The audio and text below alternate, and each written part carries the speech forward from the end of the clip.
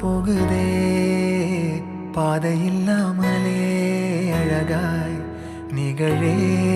அதுவாய் நீரின் ஆழத்தில் போகின்ற கல் போலவே ஓசையெல்லாம் துறந்தே